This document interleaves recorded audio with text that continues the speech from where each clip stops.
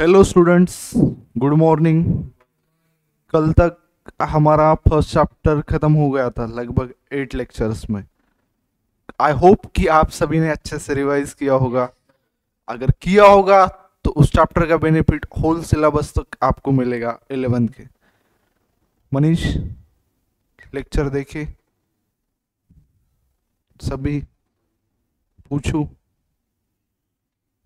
Bad debts क्या होते हैं? हमें किसी ने पैसे दिए और हमने उसे लौटाया नहीं। बैड बैड डेट्स कहते हैं, हाँ।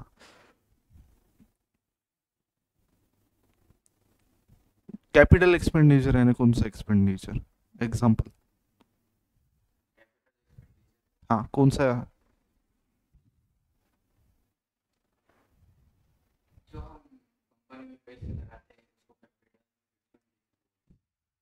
कंपनी में पैसे लगाते हैं उससे कैपिटल। ओनर ओनर एक्सपेंडिचर कहते हैं। वो- हाँ, वरद।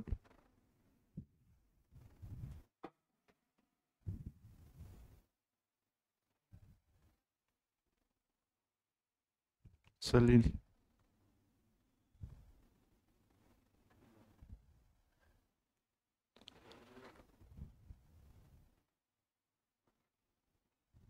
नाटकं करू नका भावांनो.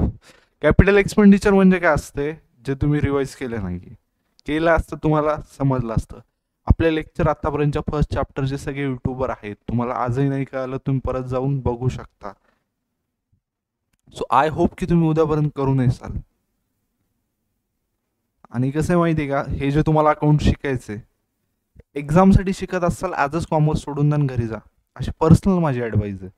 कारण कसं आहे माहिती आहे का, जर तुम्ही समजसाल एक्झामच्या दृष्टीनं आणि तेवढं रटून जासाल तर तुम्हाला 1 लाख रुपये पर मंथची सॅलरी भेटेल जेव्हा तुमचं करिअर संपेल, म्हणजे पूर्ण होईल समजा एज्युकेशन. बट जर तुम्ही त्या गोष्टीला अप्लाय केलं, रिअल लाईफमध्ये काय असते त्या गोष्टी जर ह्या केला, तर तुम्ही स्काय इज द लिमिट एवढे पैसे कमवू शकता. कारण आपला सब्जेक्टच प्रॅक्टिकल आहे बाळांनो. प्रॅक्टिकल म्हणजे एक्झाममध्ये प्रॅक्टिकल नाही, लाईफमध्ये प्रॅक्टिकल गोष्टी आहेत. असं काहीतरी इमॅजिनरी शिकतोय का आपण, कधीतरी काहीतरी झालं होतं त्याच्यावर हे चालू आहे, नाहीये. कॅपिटल एक्सपेंडिचर म्हणजे काय असते, जे एक्सपेंडिचर आपण करतो बट त्यातून आपल्याला लॉंग टर्म बेनिफिट भेटतो. कोणतं एक्सपेंडिचर? स्क्रीन घेतली आपण, 1 वर्षाच्या आत संपणार आहे का नॉर्मली? नाहीये. रेव्हेन्यू एक्सपेंडिचर म्हणजे काय, जे डेली लाईफचे बिझनेसचे डे टू डे एक्सपेंडिचर असतात. समजा वर आपला दवेचा चहा आहे, तिथे काय एक्सपेंडिचर होत असेल डे टू डे लाईफमध्ये? हा, milk, sugar. But at the same time जे टेबल्स आहेत ते काय त्यांचे कॅपिटल एक्सपेंडिचर आहे केलेलं, जे लॉंग टर्म मध्ये त्यांना बेनिफिट देईल. सो बाळांनो, उद्या आय होप की तुम्ही रिवाइज करून येसाल. सो स्टार्ट करू आपला सेकंड चॅप्टर.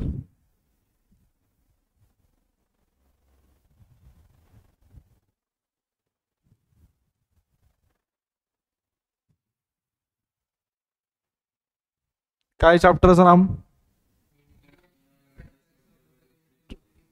सिस्टीम. तर आता तुम्ही खूपदा अनेकदा ऐकलं असेल तुमच्या मित्रांकडून, फ्रेंड्सकडून, की यार अकाउंट्समध्ये डेबिट असते आणि क्रेडिट असते. बरोबर आहे. अकाउंट म्हणजे काय, डेबिट अँड क्रेडिट. त्याचे काही रूल्स असतात, मी तुम्हाला सांगितलं. आपला चॅप्टर आतापर्यंत जो होता तो, जे आपण शिकलं ते काय होतं, पूर्ण थेअरी होतं, मिनिंग डेफिनेशन शिकल्या. आजचं पण लेक्चर एक लास्ट आपलं थेअरी लेक्चर असेल, त्यानंतर आपण प्रॅक्टिकली शिकणार आहोत की कसं करायचं त्या गोष्टी. आणि तुम्हाला जे फर्स्ट चॅप्टर जेवढ्या डिटेलमध्ये शिकवलं होतं, तो तुम्हाला समजेल की आता का फर्स्ट चॅप्टर डिटेलमध्ये शिकवला.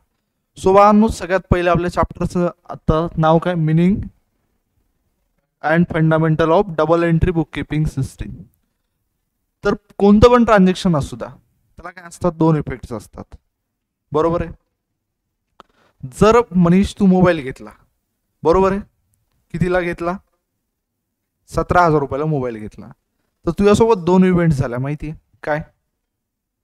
काय झाले असतील? पैसे पेमेंट केलं कशामध्ये? कॅशमध्ये पेमेंट केलं. पैसे गेले तुझ्याकडचे, कॅश गोज आउट. काय आलं तुझ्याकडे? मोबाईल आला, मोबाईल कम्स इन. म्हणजे दोन इफेक्ट झाले ॲट द सेम टाइम. आणि कोणत्याही बिझनेसमध्ये काय असतात, दोनच इफेक्ट होत असतात. तर बिझनेसमॅनच्या अँगलनी काय झालं, ज्याकडून तू मोबाईल परचेस केला त्याच्याकडचं काय गेलं आणि त्याच्याकडे काय आली. म्हणजे दोन इफेक्ट झाले. प्रत्येक गोष्टी लाईफमध्ये दोन इफेक्ट होत असतात. एक अभ्यास केला, एक्झाम सोपी गेली. नाही अभ्यास केला, एक्झाम अवघड गेली. त्याचा डबल इफेक्ट काय होतो परत, रिझल्टवर इम्पॅक्ट करतो. म्हणजे हे प्रत्येक गोष्टीचे डबल इफेक्ट होत असतात. आणि आपली अकाउंटिंग काय, double entry book keeping system. का, तर प्रत्येक गोष्टीचे दोन इफेक्ट होतात. बट नॉर्मली तुम्ही जर बघितलं, एक साधा दुकानदार आहे, तो काय करतो, double entry book keeping system follow नाही करत. तो काय करतो, महाजनी पद्धत फॉलो करतो. महाजनी पद्धत म्हणजे ते वही खाते, मी तुम्हाला सांगितलं, मे बी तुम्ही बघितले असतील, रेड कलरची बुक असते, त्यावर नॉर्मली आपल्या इकडं महाराष्ट्रात तरी लक्ष्मींचा फोटो असतो, काहीतरी मंत्र वगैरे लिहिलेले असतात आपल्या रिलिजन प्रमाणे. हा, स्वास्तिक वगैरे काढलेलं असतं. आणि नॉर्मली लक्ष्मीपूजनच्या दिवशी अकाउंटिंग चालू केली जाते. बट त्याची काही मेथड असती का, काही सिस्टीम असती का, काहीच नाही. कोणाकडून पैसे घेतलेत, कोणाकडून दिलेत, एवढ्याच गोष्टी त्यात लिहिल्या जातात. सो पण आपली double entry book keeping system अशी आहे का, महाजनी पद्धत तुम्ही मराठीत करू शकता, गुजरातीत करू शकता, तुम्हाला वाटलं तमिळमध्ये करू शकता, तेलुगूमध्ये करू शकता, जे ते त्याच्या त्याच्या रिजनल लँग्वेजमध्ये करू शकते. But double entry book keeping system normally आपण काय करतो, जनरली ॲक्सेप्टेबल. आता तुम्हाला अकाउंटिंग स्टँडर्ड शिकवले होते, बरोबर आहे. काय, ग्लोबल लेवलची अकाउंटिंग आपल्याला करायची. जर कोणी समजा US मधला व्यक्ती असेल आणि कोणी समजा आपल्या इथल्या पुण्यातला व्यक्ती असेल, त्याने केलेली अकाउंटिंग US मधल्या व्यक्तीला सुद्धा समजावं, म्हणजे काय असावं, अंडरस्टँडेबल असावं. त्या गोष्टीसाठी आपण काय करतो बाळांनो, डबल एंट्री बुक किपिंग सिस्टीमचा यूज करतो. समजते, खरंच समजते. काय की double entry book keeping system म्हणजे प्रत्येक गोष्टीचे दोन इफेक्ट्स होतात नॉर्मली. बट या गोष्टीचं इनोव्हेशन कुणं केलं होतं, पॅसिव्हली. सो एक्झाम मध्ये तुम्हाला एक क्वेश्चन येऊ शकतो, एंट्री बुक किपिंग सिस्टीम तर येऊ शकतो, बट लुका दी बार्गो पॅसिव्हली कोण होते, इटालियन मर्चंट होते. कोण होते, मर्चंट. तर त्यांनी काय केलं, डबल एंट्री बुक किपिंग सिस्टीमचा यूज केलं, म्हणजे इनोव्हेशन केलं. तर बाळांनो, तुम्हाला एक्झाम मध्ये नॉर्मली क्वेश्चन येतो की 10 नोव्हेंबर हा डे कोणता डे म्हणून सेलिब्रेट केला जातो, इंटरनॅशनल अकाउंटिंग डे. आणि त्यानंतर पुढे दिलेलं आहे, every business transaction involve two person or accounts or parties wherein one is the receiver of the benefit and other is the giver of the benefit. बरोबर आहे. आता समजा शॉपकीपरनं तुला मोबाईल दिला मनीष, तर तू रिसिव्हर आहेस, तुला बेनिफिट भेटला. पण शॉपकीपर काय, गिव्हर आहे, त्यानं बेनिफिट तुला दिला. तर प्रत्येक गोष्टीचे काय होतात, दोन इफेक्ट होतात. If something comes into business, something goes out from the business, recording of two aspect of monetary transaction. पण कोणते मॉनिटरी ट्रान्झॅक्शन, कोणी म्हणेल मी त्याला 2 शिव्या दिल्या, परत त्यानं मला 4 रिटर्न दिल्या, पण असल्या गोष्टी आपण रेकॉर्ड करणार का इथं, नाही करणार. किंवा मी त्याला 2 दिल्या, त्यांनी मला 3 दिल्या, असं नाही. आपल्याला काय करायचं, फक्त जे मॉनिटरी ट्रान्झॅक्शन आहेत ते रेकॉर्ड करायचे in the books of accounts in terms of debit and credit. It's called double entry book keeping system. So I hope इथपर्यंत तुम्हाला काही डाऊट नसेल. एकदा रीड करून घ्या बाळांनो.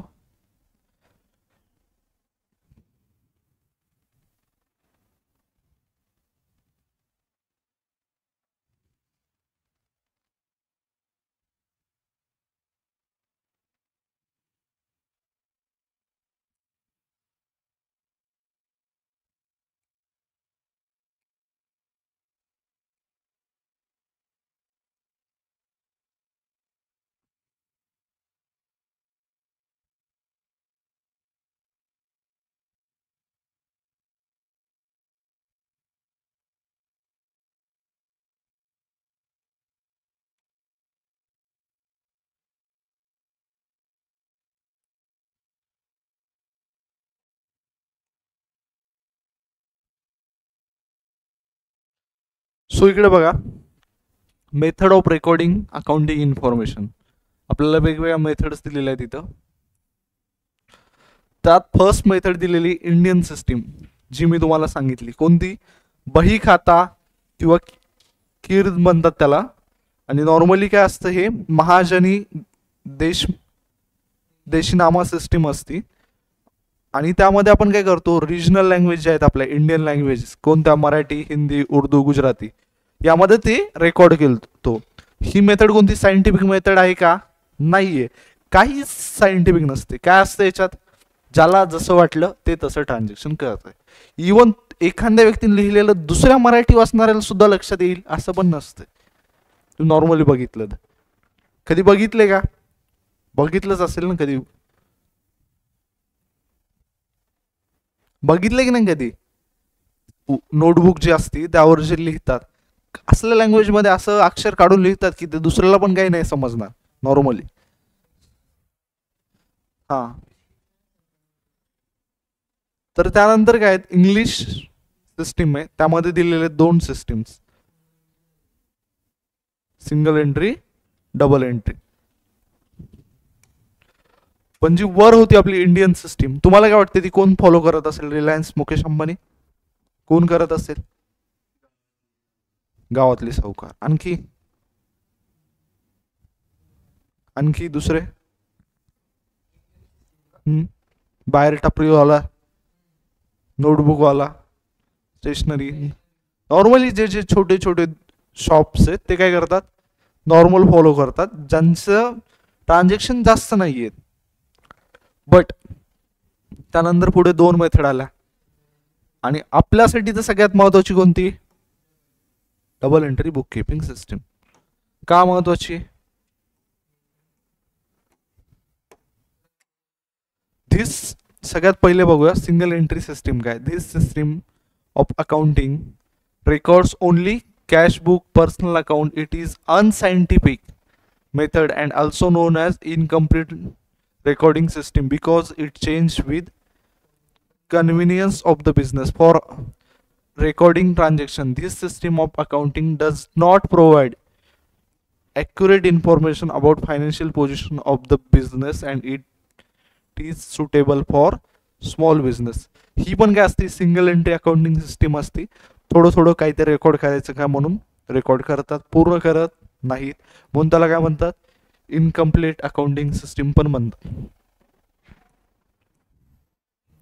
जे जे गरजेचे, जे जे जे वाटते त्या त्या गोष्टी रेकॉर्ड केल्या जातात. But double entry book keeping system मध्ये each and every transaction record केलं जाते. आता एखाद्या बिझनेसमॅनला वाटलं हे ट्रान्झॅक्शन आपल्यासाठी महत्वाचं नाही, मग साईडला करायचं, असं नाही करतायत. बरोबर आहे. आता ही जी सिंगल एंट्री अकाउंटिंग सिस्टीम आहे, सपोज पकडा काही मेजर ट्रान्झॅक्शन रेकॉर्ड करत असेल, मोठमोठ्याला घटना, की आता समजा एक चहावाला आहे, ज्याकडे 500 चहाची ऑर्डर आली तर ते रेकॉर्ड करतोय, पण 2-2 चहा विकलेले लिहित नाहीये. बट समजा तिथे जर double entry book keeping system follow करत असले असते तर काय केलं असतं? ईच अँड एव्हरी ट्रान्झॅक्शन लिहिलं असतं. इवन याच्यामध्ये काय असतं, ज्याला जसं वाटलं ते तसं रेकॉर्ड करणार कन्व्हिनियन्स नुसार. काही रूल्स काही तेवढं नाहीये, अनसायंटिफिक आहे. बट त्याच्या विरुद्ध आपली double entry book keeping system. तर याचं एक हे बघा, every debit has equal and corresponding credit. म्हणजे काय? जेवढं डेबिट असेल तेवढंच क्रेडिट होणार. म्हणजे तू जर 17,000चा मोबाईल घेतला तर 17,000 रुपयाचीच कॅश देणार. म्हणजे असे ट्रान्झॅक्शन होतात. काय? जेवढं डेबिट तेवढं क्रेडिट. जितना कर्म करोगे उतना फल मिलेगा. कधी जास्त पण भेटू शकतं, पण आपल्या याच्यामध्ये काय होणार? जेवढं डेबिट होणार तेवढंच क्रेडिट होणार. म्हणजे जर फर्स्ट तुम्हाला डेबिटची, आता तुम्हाला जसं मी सांगितलंय जर्नलची एंट्री कशी करतात, समजा हे परचेसची entry,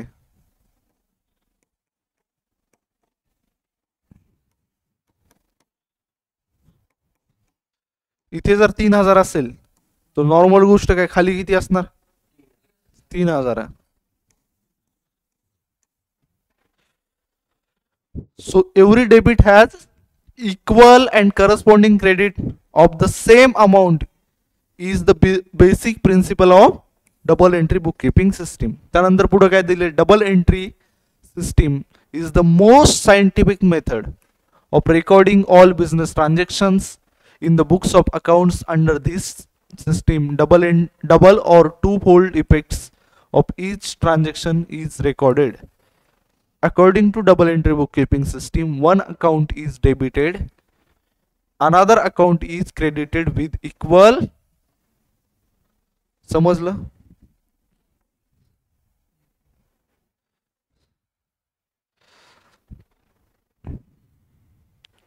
important element of double entry book keeping system. सगळ्यात पहिला काय, dual effects of transaction. Dual म्हणजे काय, डबल. रेकॉर्डिंग ऑफ ट्रान्झॅक्शन्स, जर्नलमध्ये आपण ट्रान्झॅक्शन रेकॉर्ड करतो. Posting entries into ledger. त्यानंतर काय, balancing ledger of accounts, preparing trial balance, preparation of final account. तर तुम्हाला एक सांगितलं की एक सिस्टीम असते. काय सिस्टीम यात दिले, सगळ्यात पहिले ड्युअल इफेक्टनं आपण काय करणार, ट्रान्झॅक्शन हे करणार. त्यानंतर काय करणार, रेकॉर्ड करणार जर्नलमध्ये. त्यानंतर ते ट्रान्झॅक्शन कुठं जाईल, यांनी पण दाखवले ऑलरेडी तसं. त्यानंतर काय, लेजरचं कुठं जाणार, त्याचं ट्रायल बॅलन्स बनणार सगळ्यात पहिले. आणि ट्रायल बॅलन्स पासून काय बनवणार आपण, फायनल अकाउंट. ही काय, जो आपण लेजर हे करतो, समजा प्रत्येक लेजरचं जे एंड बॅलन्स येतो ते बॅलन्स घेऊन आपण एक ट्रायल बॅलन्स बनवतो. पुढे आहे तुम्हाला तेव्हा आपण एक्सप्लेन करू आणखी. तर त्यापासून आपण काय करणार, फायनल अकाउंट बनवणार. आणि ही काय आपली अकाउंटिंग पूर्ण सायकल आहे. समजलं?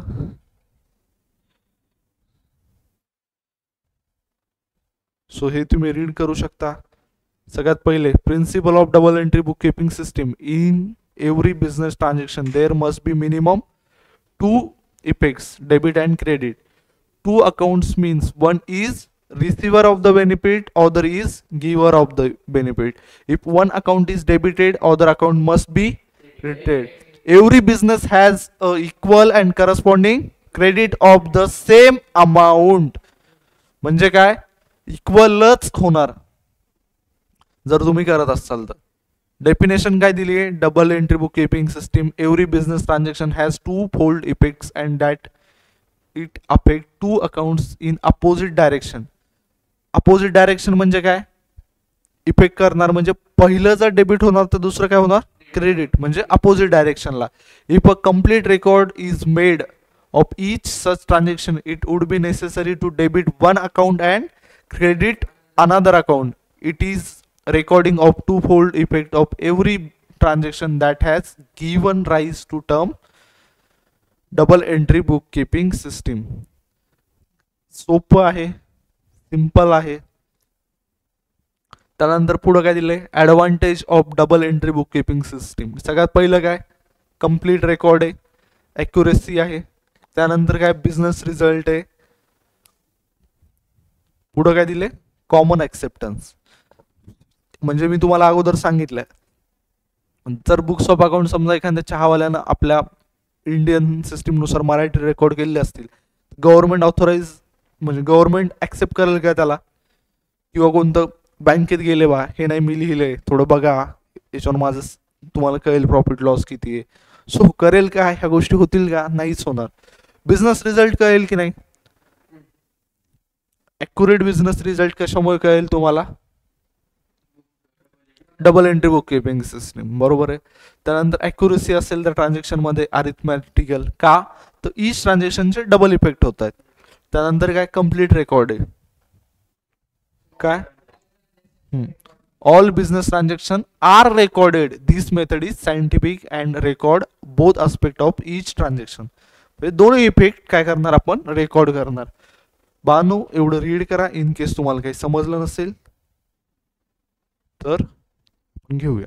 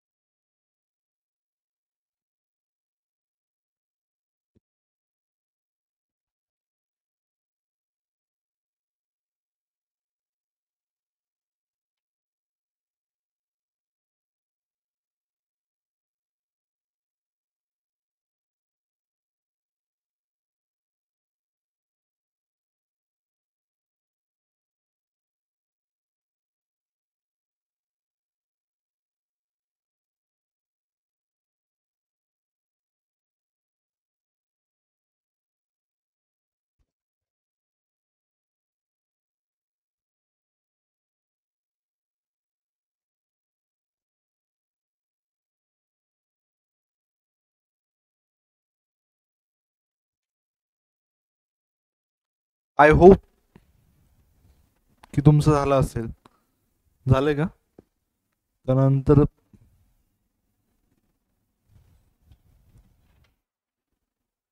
काय दिले? Conventional accounting system. ब्रॅकेटमध्ये काय? ट्रेडिशनल म्हणजे काय? आपण कपडे घालतो ट्रेडिशनल ते आहेत का इथं? त्याचंच मिनिंग आहे, बट अकाउंटिंगमध्ये ट्रेडिशनल म्हणजे काय? ट्रेडिशनल अकाउंटिंग म्हणजे काय असेल? ट्रेडिशनल कपडे म्हणजे पारंपरिक वस्त्र.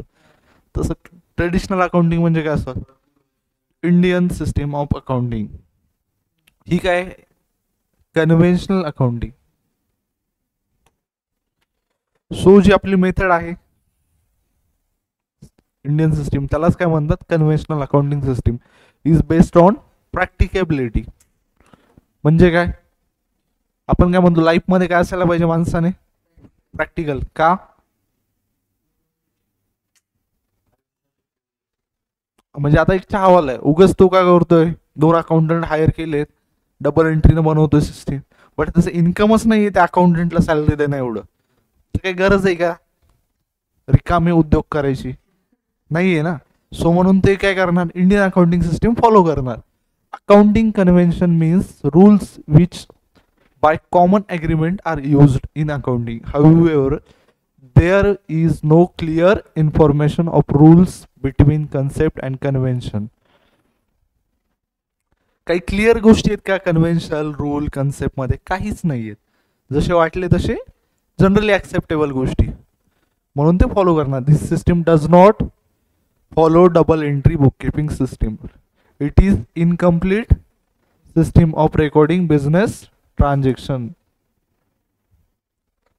त्यानंतर बघा, मिनिंग ऑफ अकाउंटिंग नावाची गोष्ट आली. मी तुम्हाला सांगितलं की अकाउंट काय असते. आता आपण जर्नलमधून लेजरमध्ये एक स्पेसिफिक अकाउंट बनवतो. का बनवतो मी तुम्हाला सांगितलं की एक डीमार्ट आहे समजा, किंवा एक मोबाईलचं शॉप आहे. मोबाईल शॉपमध्ये हजारो ट्रान्झॅक्शन होतात, बरोबर आहे. बट विवो Y11चा मोबाईल किती विकलेत जर मला बघायचं असेल तर मी काय करणार? जर्नलची एवढी बुक असणार, किती ट्रान्झॅक्शन होत असतील अंदाज. एक नॉर्मल मोठी मोबाईल शॉप आहे समजा, किंवा विजय सेल्स सारखं दुकान आहे ज्यात मोबाईल पण विकले जातात, टीव्ही फ्रीज सगळंच मिळतंय, बरोबर.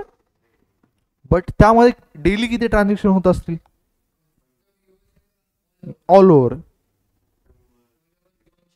200-300, बरोबर. एका महिन्यात किती झाले? 200 इंटू 6000 ट्रान्झॅक्शन. म्हणजे जर मला बघायचं असेल विवो Y11चे मोबाईल किती विकलेत, तर मला काय करावं लागेल? 6000 ट्रान्झॅक्शन बघणं लागतील. आणि वर्षभराचे बघायचे म्हणल्याने किती झाले? 72,000. तर एवढे बघता येतील का प्रॅक्टिकली? पॉसिबल आहे का? पण बघितले तरी फक्त मला विवोचे बघता येतील. मला परत जर बघायचं असेल की माझे सॅमसंगचे टीव्ही किती विकलेत, ते नाही बघता येणार ना. तो काय करावं लागेल त्यासाठी? And account is summarise record. कोणतं रेकॉर्ड असतं? Of transaction relating to a particular person, asset, liabilities, particular head of expenses और income recorded at one place. म्हणजे काय की जे जर्नलमध्ये आपण रेकॉर्ड करतो ते लेजरमध्ये आपण प्रत्येक अकाउंटमध्ये काय करणार? ट्रान्सफर करणार. सो आपल्याला काय करेल? इझी पडेल की त्या पर्टिक्युलर ट्रान्झॅक्शनची समरी काय झाली आहे, समजा एक्सपेन्सची, असेटची, बरोबर आहे. आणि ह्या गोष्टी आपल्याला पुढं शिकायच्याच आहेत. तुमची जरी इच्छा नसेल, तुम्ही आलात कॉमर्समध्ये, आता करावंच लागेल. अशातला भाग आहे का? नाहीये. तुम्ही आज पण सोडून जाऊ शकता, तसा काही भाग आहे का? नाहीये. बट ह्या ज्या गोष्टी आहेत, आता तुम्हाला सांगायचं झालं तर काय करतो आपण, तुम्हाला समजलं ना यूज काय प्रॅक्टिकली, का गरज पडली अकाउंट बनवायची, की एवढे ट्रान्झॅक्शन आपल्याला काय होतात? इम्पॉसिबल आहे. प्रॅक्टिकली पॉसिबलच नाही की बा 6000 ट्रान्झॅक्शन बघा.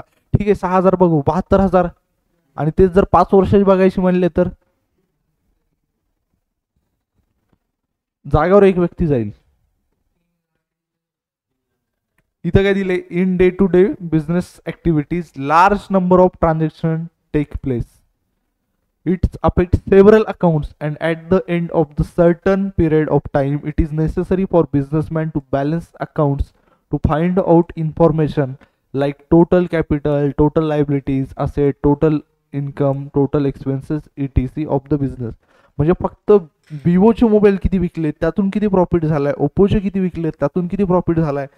समजा जर बघितलं आपण एल जीचं फ्रीज किती विकलेत, ह्या ज्या गोष्टी आहेत समजा बोटचे इयरफोन्स किती विकलेत, ह्या ज्या वेगवेगळे ट्रान्झॅक्शन आहेत ते सगळे जर आपल्याला बघायचे असतील तर आपल्याला ते सगळे ट्रान्झॅक्शन बघणं लागतील 6,000ला 6,000.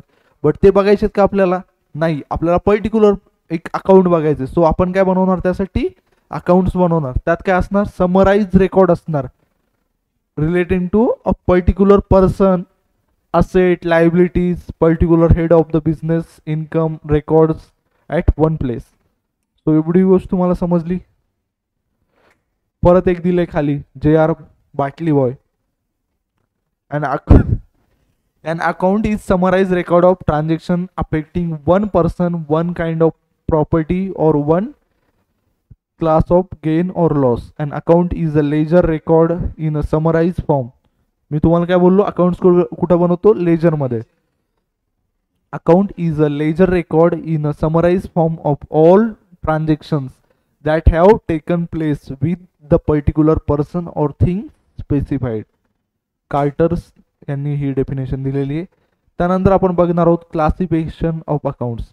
बाळांनो आता सगळ्यात महत्वाची टर्म तुमची चालू होतीये आणि ही जर गोष्ट तुम्हाला समजली तर इन फ्युचर तुम्हाला जर्नल एंट्री व्यवस्थित समजेल. जर्नल एंट्री व्यवस्थित समजली, लेजर समजेल, लेजर जमलं ट्रायल बॅलन्स करताल आणि फायनल अकाउंट पण व्यवस्थित होईल सगळ्या स्टेप्स. तो हे जो पार्ट आहे आता तो सगळ्यात महत्वाचा आहे. कशासाठी? तुमच्या फ्युचरसाठी. आणि जर तुमची 11वी मस्त गेली तुम्ही 12वीला चांगले मार्क्स स्कोअर करसाल आणि तसंच पुढचं करिअर पण व्यवस्थित होईल. अकाउंट सगळ्यात सिम्पल सब्जेक्ट आहे बट तो काय मागतो? टाइम. बरोबर आहे. प्रत्येक गोष्ट टाइम मागत असते माहिती आहे तुम्हाला लाईफमध्ये. सो जर तुम्ही त्या अकाउंटला टाइम दिला तर तो तुम्हाला काय देईल? रिझल्ट देईल. हां. सो सगळ्यात पहिले बघा काय पर्सनल अकाउंट. पर्सनल अकाउंट म्हणजे काय? पर्सनल. आपण काय म्हणतो मोबाईल माझा पर्सनल आहे, व्हॉट्सअपमध्ये पर्सनल गोष्टी असतात. बरोबर आहे. आणखी प्रत्येक गोष्टीला माणूस काय म्हणतो? हे पर्सनल मॅटर आहे आमचं. बरोबर आहे. प्रत्येक गोष्टीला आपण काय म्हणतो? पर्सनल गोष्ट आहे. तसंच हे काय पर्सनल अकाउंट आहे. दिस अकाउंट रिप्रेझेंट अ पर्सन. ते काय करते? रिप्रेझेंट करते. मनीष अकाउंट.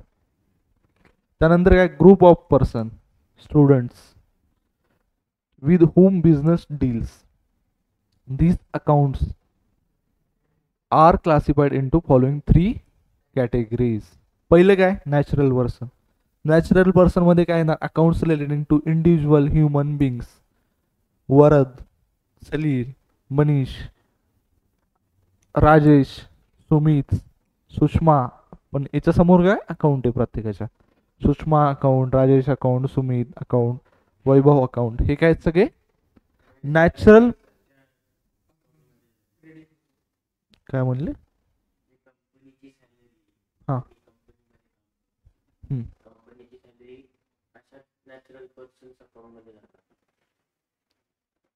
डिपेंड आहे. हा नॅचरल पर्सन अकाउंट मध्ये जाणार. हा. त्यानंतर पुढचं आपण आहे बांधू इकडे लक्ष द्या. हे नॅचरल पर्सन काय आलं तुम्हाला?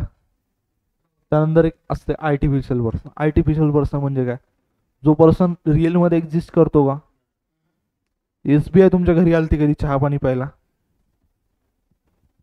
नाही आली. कधी HDFC, रिलायन्स, कोणती तरी कंपनी आली असेल कधीतरी, पण आहेत ना त्या कंपन्या. बरोबर. तर त्यांना काय म्हणतो? Artificial persons means include accounts of organisation, association which are created by law. आपण काय म्हणतो? कायद्यानं गोष्ट बनवलेली. लॉनी कंपनी फॉर्म होते माहिती आहे ना. कंपनी एक वेगळी व्यक्ती आहे जिला कन्सिडर केलं जाते. ह्युमन बिईंग नाही बट वेगळे एक्झिस्टन्स हे केलं जाते. Creation of club, recreation club account, ABC and company, bank of Maharashtra, BMCC college account. तुम्ही कॉलेजला ऍडमिशन घेतलं, सिम्बॉयसिस कॉलेज अकाउंट्स. सिम्बॉसिस नावाचा एखादा व्यक्ती आहे का त्याच्या तुम्ही अकाउंटला पैसे पाठवले? नाहीये. काय एक कॉलेज आहे, त्याचं कॉलेज अकाउंट आहे. तर त्या अकाउंटला आपण काय म्हणतो? Artificial person account. आणि वरचं काय होतं? National persons account. त्यानंतर लास्ट आहे बघा, रिप्रेझेंटेटिव्ह पर्सनल अकाउंट.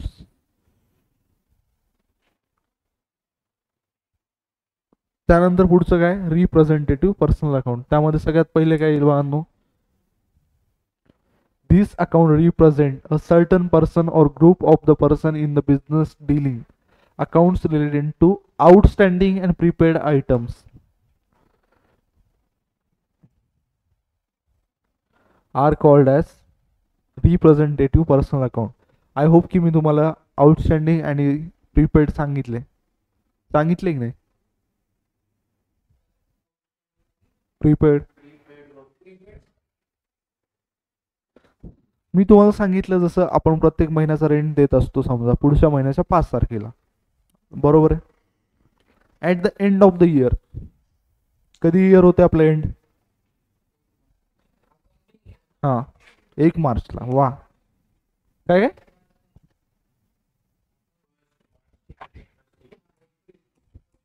अरे बाळांनो, 31 मार्चला संपतं आणि 1 एप्रिलला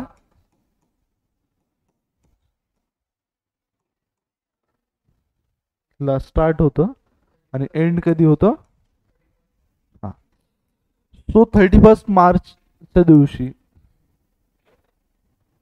रेंट आहे समजा एका बिल्डिंगचा 50,000 रुपये. एका बिझनेसमध्ये 50,000 रुपये रेंट आहे. 31 मार्चला आपण, आपला रूल असा आहे की बा आपण पुढच्या महिन्याच्या 5 तारखेला पैसे देतो. नॉर्मली हे 31 मार्चचे पैसे कधी द्यायला पाहिजे? एप्रिलला द्यायला पाहिजे, बरोबर आहे. तर 31 मार्चला आपण अकाउंटिंग करताना हा जो रेंट आहे त्याला काय दाखवतो? आउटस्टँडिंग.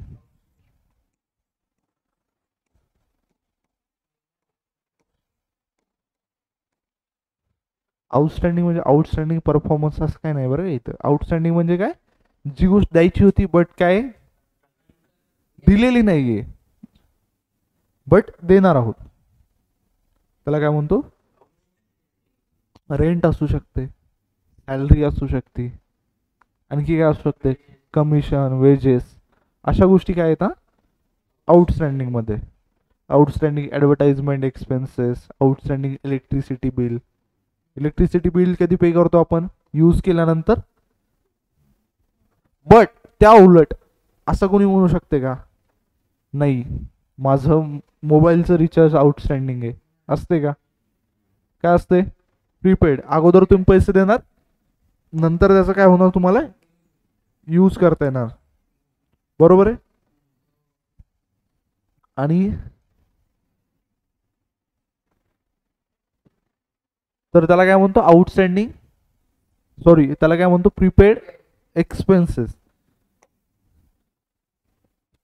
जसं आउटस्टँडिंग हे असतं आपलं काय म्हणतात? इन्कम. सॉरी, आउटस्टँडिंग एक्सपेन्स तशी काय असती? Prepaid expenses. कळलं तुम्हाला प्रीपेड एक्सपेन्स काय असतात?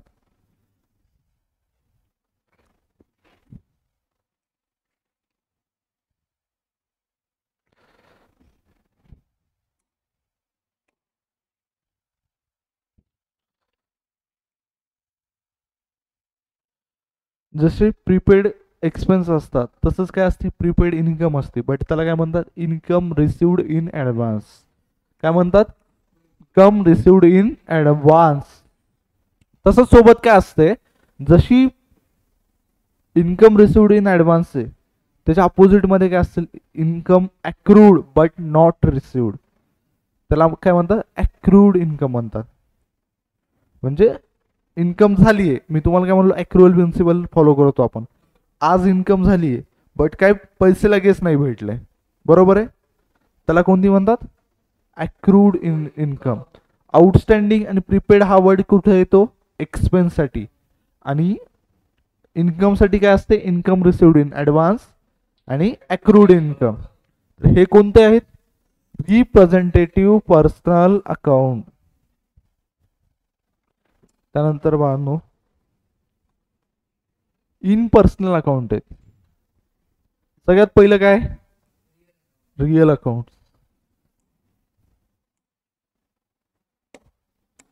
Real account this account represent assets. काय प्रेझेंट करतो properties owned by the business. The following are two types of real account. Asset properties. सगळ्यात पहिलं काय टँजिबल रिअल अकाउंट म्हणजे काय असेल असेट प्रॉपर्टी म्हणजे टँजिबल रिअल अकाउंट म्हणजे काय जे असेट आणि प्रॉपर्टीज आपल्याला डोळ्याने दिसतात म्हणजे काय benches camera computer screen AC classroom building ह्या काय गोष्टी येतात जिबल real accounts. Tangible real accounts means the asset and properties which can be seen touched and felt म्हणजे काय जे आपण अनुभवू शकतो त्यांना आपण काय म्हणतो tangible real accounts. Machinery account आहे त्याच्यात सगळ्यात पहिले. त्यानंतर एक्झाम्पल काय दिले मोटर कार. त्यानंतर the business. Intangible real accounts म्हणजे काय असेल बिझनेसची रेप्युटेशन दिसते तुम्हाला बट ती काय असेट आहे कॅन नॉट सी टच और फेल्ड. त्यानंतर पेटंट. पेटंट म्हणजे तुम्हाला सांगितले काय असते प्रत्येक कंपनी त्यांचा पेटंट करून घेते. कोणत्या करतात फार्मास्युटिकल कंपनीज माहिती आहे तुम्हाला. सिरमची लस प्रत्येक जण बनवू शकतो का इच्छा आली बा कोविडची वॅक्सिन मी बनवली माझ्या नावाने विकायला चालू सलील वॅक्सिन चालतंय का सलील. हां ट्रेडमार्क. प्रत्येक गोष्टीच्या मागे आपण म्हणत असतो बघा एक ISO ट्रेडमार्क असतो माहिती आहे कधी ऐकले. हां तर तो ट्रेडमार्क काय एक असेट आहे बट दिसती का नाही. कॉपीराईट माहिती आहे काय असतो. हां उद्या तुम्ही एखादी बुक वाचली तुम्हाला वाटलं खूप छान आहे तुम्ही काय केलं ऑथरचं नाव चेंज केलं खाली आपलं नाव टाकलं आणि छापा म्हणली 100 कॉपीज चालतंय का. काय व्हिडिओ तुम्हाला एखाद्या युट्यूबवरचा छान वाटला संदीप माहेश्वरी खूप भारी मोटिवेशन देत आहेत काय करायचे 10 व्हिडिओ डाउनलोड करायचे स्वतःचं चॅनल बनवायचं संदीप माहेश्वरी कोण मीच म्हणायचं आणि टाकून द्यायचं चालतात का काय येईल कॉपीराईट. सो हे समजलं तुम्हाला. त्यानंतर लास्ट आहे अकाउंट आपलं नॉमिनल अकाउंट. नॉमिनल अकाउंट काय the account of expenses losses incomes gains are called as nominal account. या अकाउंटमध्ये आपण काय करतो normally expenses losses income and gains record करतो. एक्सपेन्स माहिती काय असतात एक्सपेन्स. लॉस म्हणजे काय असतो लॉस धोका तोटा. इन्कम आणि गेन्स माहिती काय होतो प्रॉफिट. जसं लॉस तसा भाऊ गेन्स अपोजिट एकमेकाचे विरोधक आहेत. जर लॉस झाला तर गेन होत नाही. ॲट अ टाइम दोन्ही गोष्टी सोबत घडत नसतात बरोबर आहे. त्यानंतर ह्या सगळ्या गोष्टी कुठं असतात सगळ्यांचा वाली नॉमिनल अकाउंट आहे. त्यानंतर याच्यामध्ये काय येतो वेजेस अकाउंट्स. जर आउटस्टँडिंग वेजेस आलं तर कुठे येणार तो कुठे येणार बाळांनो आउटस्टँडिंग जर वेजेस असेल तर रिप्रेझेंटेटिव्ह पर्सनल अकाउंट मध्ये येणार. बट नॉर्मल जर वेजेस असेल तर ते कुठे येणार नॉमिनल. रेंट असेल तर कुठे येणार नॉमिनल. प्रीपेड रेंट असेल तर कुठे येणार हा depreciation salary commission discount received हे काय सगळे नॉमिनल अकाउंट्स आहेत. आय होप की हे तुम्हाला समजलं असेल. त्यानंतर खाली दिले डेबिट अँड क्रेडिट. डेबिट काय left hand side of account is called debit and right hand side of account is called credit.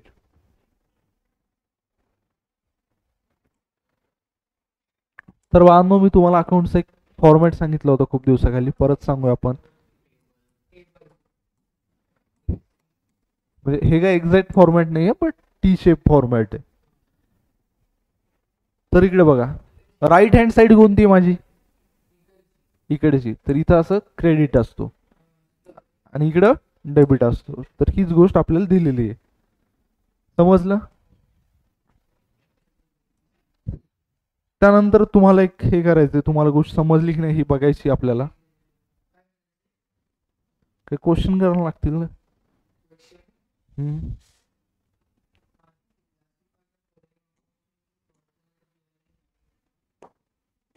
हम्म. सगळ्यात पहिलं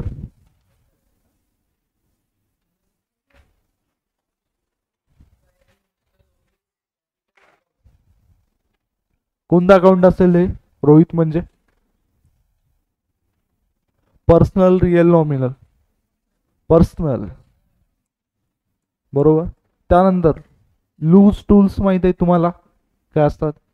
म्हणजे छोटे नट बोल्ट्स अशा गोष्टी असतात कंपनीमध्ये, त्याला एकत्र करून काय म्हणतात? लूज टूल्स म्हणतात. आणि ते असेटमध्ये कन्सिडर केलं जाते. तर काय येणार ते?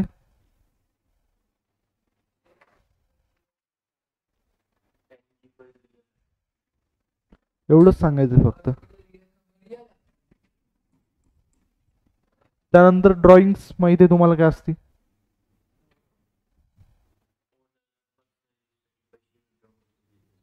हा, तर ते काय? हम्म. त्यानंतर कार्टेज माहिती आहे तुम्हाला? एक टाईपचा एक्सपेन्स आहे. तर काय येणार ते? हम्म. एक रिअल मध्ये काय येतं? असेट प्रॉपर्टी आहे का कार्टेज? एक्सपेन्स, एक्सपेन्स काय येणार? नॉमिनल. त्यानंतर prepaid rent,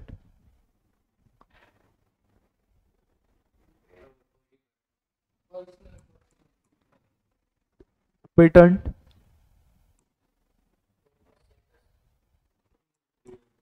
copyright, outstanding income,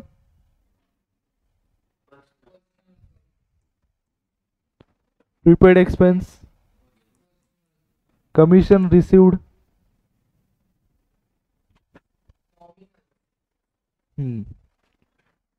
काय रिसिव्ड आहे? रिसिवेबल असलं असतं तर काय असलं असतं ते?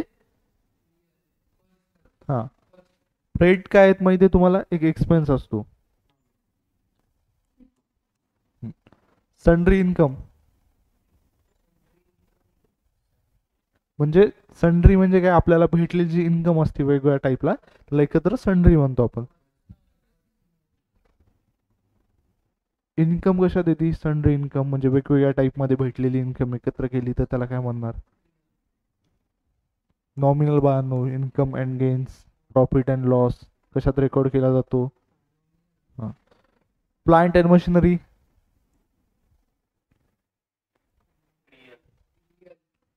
लाईव्ह स्टॉक म्हणजे काय असतात? जनावरं वगैरे हे ज्या गोष्टी असतात त्याला आपण असेटमध्ये कन्सिडर करतो, तर लाईव्ह स्टॉक म्हणतात. तर हे कशात येणार?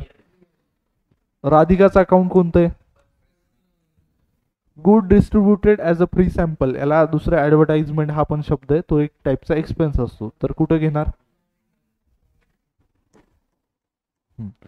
त्यानंतर आउटस्टँडिंग वेजेस, नल. त्यानंतर loss on sale of furniture, furniture विकलं त्यावर लॉस झाला, नॉमिनल. त्यानंतर बँक ऑफ महाराष्ट्र, लोन. हा. त्यानंतर computer,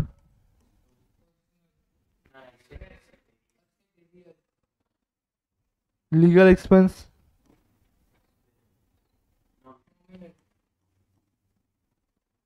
fix deposit,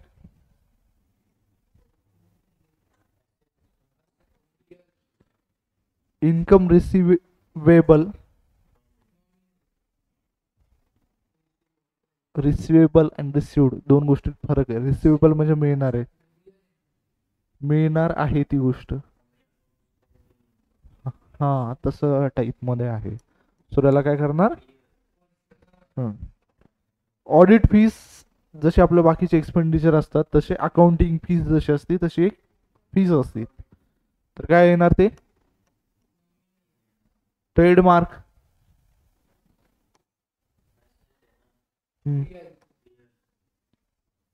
loss by fire,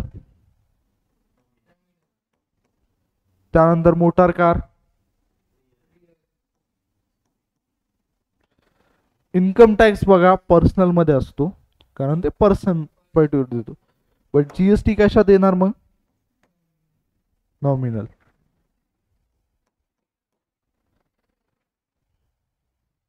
Siddhivinayak trust,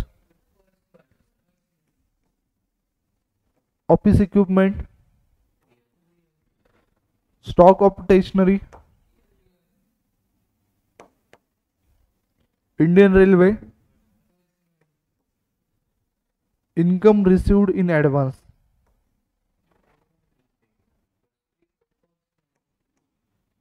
discount, repairs,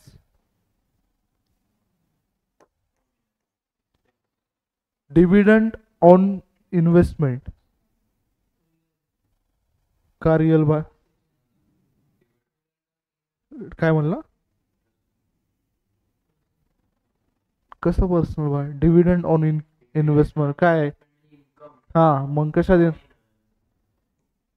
त्यानंतर पुढचं राज अँड कम्प्युटर, रॉयल्टी, हा एक्सपेन्स आहे. सो बानो अशा प्रकारे तुम्ही काय केली, तुमची एक्सरसाइज मधले सगळे क्वेश्चन करून झालेत आपले.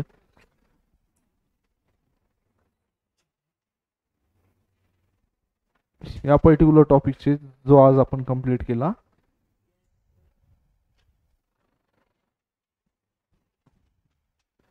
त्यानंतर बाळांनो आपल्या जे अकाउंटिंगचे गोल्डन रूल आहे, काय golden rule of debit and credit, हे उद्या आज आपण शिकणार आहोत. सो हे सगळ्यात महत्वाचा पार्ट आहे तुमच्या 11वी मध्ये, तोच तुम्हाला लाईफ टाईम युजफुल राहील. सो तुम्ही हे आणि मागचं सगळं रिवाइज करून उद्या या. हा एवढं वाचलं तरी चालेल, जास्त काय वाचायची गरज नाही. आणि ह्या गोष्टी पण सगळ्या तुम्हाला वाचावं लागतील. सो चालेल. आय होप की तुम्ही उद्या असं नाही होणार की कॅपिटल एक्सपेंडिचर कशाला म्हणतात, वाचून येसाल, सगळ्या गोष्टी व्यवस्थित करसाल. सो मनीष लेक्चर आपल्या यूट्यूबवर आहेत सध्या तरी, तू फ्री आहे, तू बघू शकतो. मोबाईल घेतलाय, स्नॅपचॅट आहे, व्हॉट्सअप आहे, सगळ्या दुनियाची सगळ्या गोष्टी आहेत आपल्याकडे. पण आपल्याला ते करायचंय का? हा. सो आय होप की उद्या तू येताना लेक्चर बघून येशील. चालेल. Thank you so much students.